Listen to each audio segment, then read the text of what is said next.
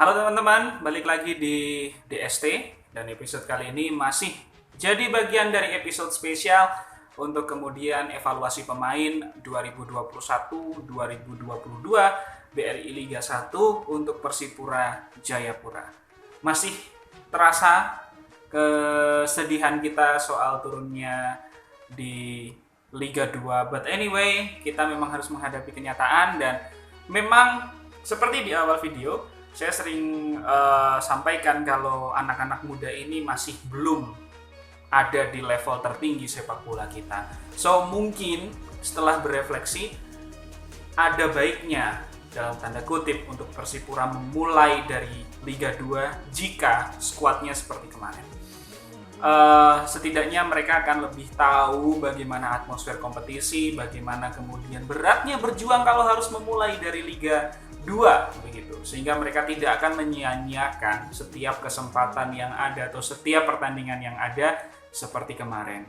Jadi kemarin saya melihat ada rasa kayak oh nggak apa-apa kalah, oh ya udah nggak apa-apa deh imbang dan lain-lain, tapi itu berlanjut sampai walaupun saya percaya juga teman-teman atau tim dari skuad Persipura berusaha begitu maksimal. Oke. Next kita masih bahas soal defender. Dan ini part yang ketiga. Setelah ini mungkin kita akan bahas gelandang atau midfielder ya teman-teman. 4 nama terakhir yang kemudian akan kita bahas kali ini adalah yang pertama Irsan Lestaluhu. Jujur saya memfavoritkan Irsan walaupun statusnya pinjaman ya, untuk kemudian tetap berada di Persipura. Saya nggak tahu apakah kemudian kontraknya akan diperpanjang atau tidak. Walaupun di akhir musim jarang kemudian keluar untuk main buat Persipura dan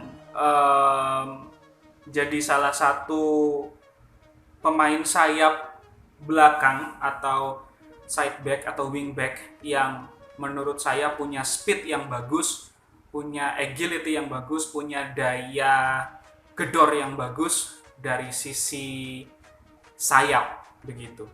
Dan Irsan ini jadi potensi yang bagus kalau kemudian bisa dimanfaatkan dengan baik. Masih muda, karirnya masih panjang. Kalau bisa dipermanenkan, saya sarankan Irsan untuk dipermanenkan saja begitu. Dan kalaupun dia bersedia mau untuk bersama dengan Persipura, karena anak ini bagus, masih muda tapi sudah punya visi bermain yang luar biasa. Cuman perlu mengasah skill dasar menurut saya. Kalau bermain di sayap, beberapa kali Irsan kadang lepas untuk bisa crossingnya masih tiba-tiba kemana gitu. Padahal itu sangat dibutuhkan sekali untuk pemain yang bermain di posisi sayap. Tapi dengan jam terbang yang panjang, kalau Irsan mau dan stay di Persipura, ini akan jadi potensi yang bagus. Bahkan bisa jadi pengisi tetap di sektor sayap kita. So, I think Irsan akan stay. Next, kita ke sisi sayap yang lain, ada David Rumakiek, saudara dari Ramai. Saya paling suka dari David Rumakiek adalah instingnya untuk kemudian masuk di saat yang tepat. Beberapa kali David ini punya kemampuan untuk tiba-tiba ada di depan atau ada di sayap yang tiba-tiba sudah menusuk sementara sayapnya sudah masuk ke dalam kotak penalti. Itu menurutku kemampuan yang cukup bagus David. Selain kemudian harus menahan emosi juga ya, sesekali kadang lepas, sesekali kadang tangan dan sikutnya masuk, berbuah pelanggaran. Tapi yang paling jadi credit point untuk David adalah tackle-nya. Saya melihat beberapa kali David main, tackle-nya itu selalu masuk dan pas dan kena bola ya, bukan kena pemainnya, dan itu pelanggaran yang bersih. Bukan pelanggaran berarti ya, itu mengambil yang bersih begitu. Dan ini jadi potensi yang bagus. Masih muda juga, patut dipertahankan oleh skuad Persipura walaupun kemudian isunya dia dekat ke beberapa klub ya. Tapi kita lihat apa yang bisa diambil dari keputusannya dari David Rumakiek. Tapi untuk potensi ke depan di Liga 2 dia sepertinya akan bersinar dan jadi salah satu back yang mungkin mendapatkan bintang atau mendapatkan perhatian khusus. Siapa tahu bisa dipanggil timnas Indonesia. Sementara Irsan sudah pernah dipanggil. Next, 2 sektor tengah favorit saya. Itu kenapa saya bikin videonya di akhir ini. Yang pertama kita mau bahas Doni Monim dulu. Doni Monim adalah tipe back modern.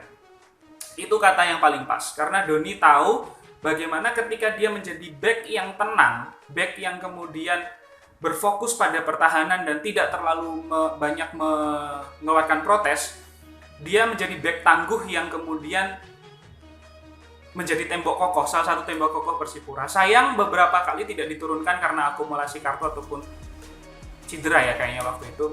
Tapi sebenarnya performanya kalau dia bisa menahan potensi back modern itu ada di Doni. Dan saya melihat Doni itu jauh lebih tenang, punya speed, endurance-nya bagus, agility-nya juga bagus. Jadi bisa jadi potensi yang bagus juga untuk Persipura. Tapi saya nggak tahu apakah dia bertahan atau tidak, karena Doni beberapa kali sudah malang melintang juga di klub-klub profesional Liga 1. Apakah dia mau main untuk Liga 2? Nah ini pertanyaannya. Kalau mau, bisa jadi pilihan utama juga di Liga 2 besok ketika kita berjuang dari bawah. Nama terakhir menjadi nama yang jadi favorit untuk saya, anak muda yang sudah punya level yang mungkin mirip dengan Doni, Brian Fatari.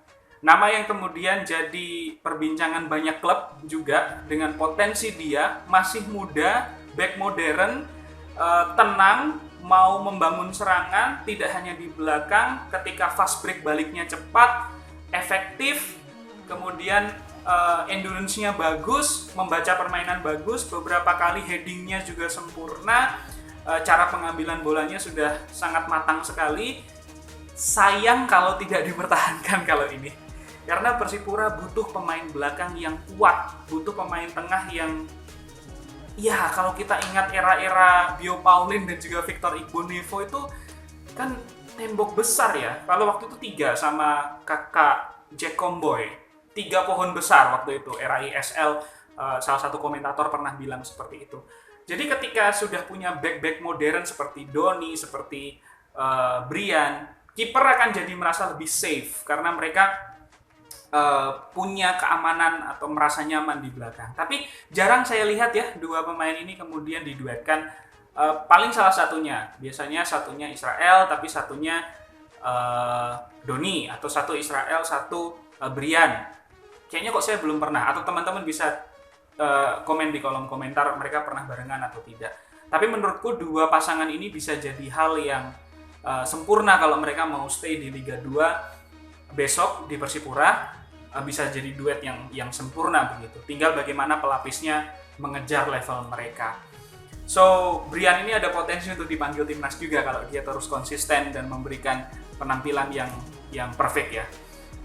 Mungkin yang jadi permasalahan Brian Fatari adalah dia kadang ketika sudah di atas kemudian turunnya beberapa kali terlambat walaupun dia punya kemampuan fast break yang bagus.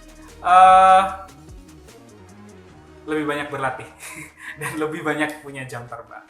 Itu untuk episode kali ini, sekaligus episode terakhir untuk Defender. Teman-teman kalau ada yang kurang atau saya belum bahas satu nama Defenders, boleh di-share di kolom komentar. Nanti kita akan susulkan atau kita akan bahas juga di segmen selanjutnya untuk bahas Defender kali ini. Terima kasih teman-teman. Salam sehat, salam Persipura Jayapura.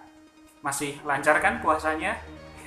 Good. Semoga terus lancar puasanya dan bisa sampai akhir bulan dan sempurna ya. Tetap sehat-sehat teman-teman.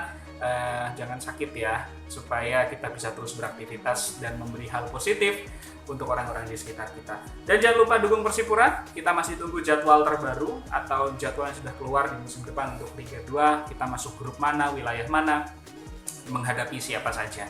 Jangan lama-lama lah ya, biar kita cepat naik juga di Liga 1. Terima kasih.